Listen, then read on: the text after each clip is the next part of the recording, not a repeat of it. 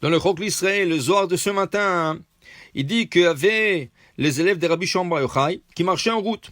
Ashkachu Chad Gavra, ils ont trouvé quelqu'un. Utlata Anfe Hadas Beade. Il avait 3 branches de Hadas, feuilles de myrte.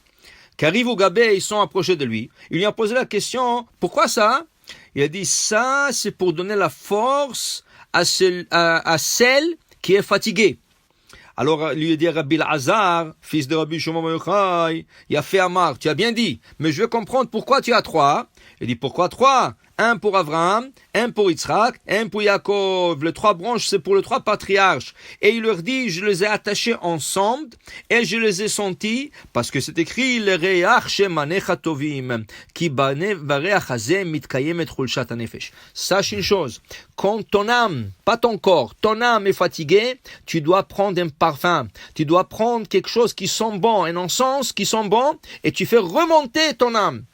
Alors, il dit ici, nimshachot brachot milema'ala. Il y a des bénédictions qui viennent du haut, ou milemata, et des bénédictions qui viennent d'en bas.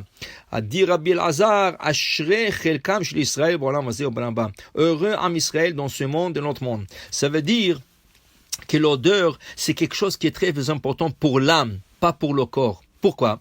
La Gemara d'abord veut savoir d'où on a appris qu'il faut faire une bracha sur un bon parfum. Alors Gemara dit, Sheneemar, comme il dit, Kol haneshama ta'alelia, Alléluia. Toute âme bénira l'Éternel. Alors dit la Gemara, quelle est la chose que l'âme profite et que le corps ne profite pas?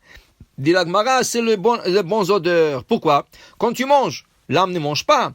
Quand tu bois, l'âme ne boit pas. Mais quand tu sens quelque chose de bon, c'est pas le corps qui profite. Qui c'est qui profite? L'âme. Alors l'âme, elle profite et reçoit sa force. Pourquoi l'âme profite pas du manger et du boisson que de la bonne odeur? On dit que dans le Zohar, que quand Chava a fauté, elle a utilisé tout le sens du corps, sauf le sens de l'odorat. C'est écrit, Vatere tapri. Elle a vu le fruit. Alors elle a utilisé le sens de la vue. C'est écrit, elle a écouté le serpent. Elle a été tentée par le serpent, elle a écouté, elle a utilisé le sens de lui. Elle a pris le fruit dans sa main, elle a utilisé le toucher. Elle a parlé au serpent, Ken? Alors elle a utilisé la parole. Et là, le seul sens qui n'a pas participé dans tout ça, c'est l'odeur, parce que c'est pas écrit qu'elle a une odeur quelconque de ce fruit. Puisqu'elle a fauté avec tout le sens, ils sont devenus matériels. Le seul sens qui est resté spirituel, comme au temps d'Adam et Ève quand ils ont été créés, c'est le sens de l'odorat. C'est pour ça que le prophète Isaïe nous explique. Quand Mashiach il va venir, dans le chapitre 11 de Isaïe, regardez là-bas, qu'est-ce qu'il dit?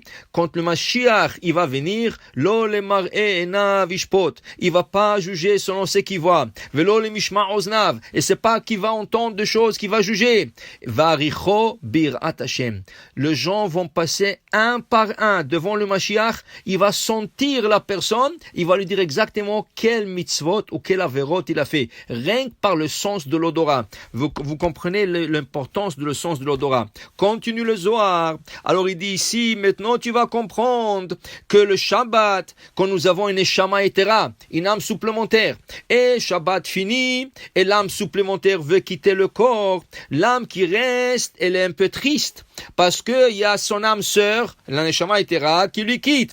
Comment on peut réjouir l'âme? Par l'odeur. Et c'est pour ça que dans la Havdalah, ils ont instauré de prendre des parfums, des encens, des choses qui sont bonnes. Clou de girofle, le cinnamon, la cannelle, et toutes sortes de choses qui sont bien. Les roses, c'est sec, ça, et on fait revivre l'âme. C'est quelque chose qui donne la force à l'âme. C'est pour ça que la Gemara nous dit, celui qui sent une mauvaise odeur doit s'éloigner 25 mètres minimum. 25, ça veut dire 75 pieds minimum. Pourquoi? Parce que Haz v'Shalom, une mauvaise odeur peut faire mal à l'âme. Alors c'est pour ça qu'il faut toujours pas parfumer, c'est pas une message de se parfumer, mais toujours être dans une ambiance qui est bien parfumée et le bien qui n'a pas une mauvaise odeur, pour justement réjouir son âme. Et il faut pas oublier que chaque fois qu'on fait chaque fois on sent un bon parfum, il y a une bracha. Mais il y a des parfums qu'on peut pas faire une bracha. Par exemple, un parfum normal, c'est tout de l'alcool, c'est tout artificiel, on peut pas faire une bracha. On peut faire une bracha sur un parfum naturel, sur des herbes, c'est ça, sur des fleurs qui sont bien, c'est ça, et c'est important. Et c'est pour ça que si vous allez en Israël, le vendredi soir, quand vous quittez la prière, il y a 2 enfants qui se mettent à la porte et ils ont des bouquets de feuilles de myrte. Comme on a appris ce matin dans le Zohar que cette personne avait 3 branches de myrte et ils font un bouquet.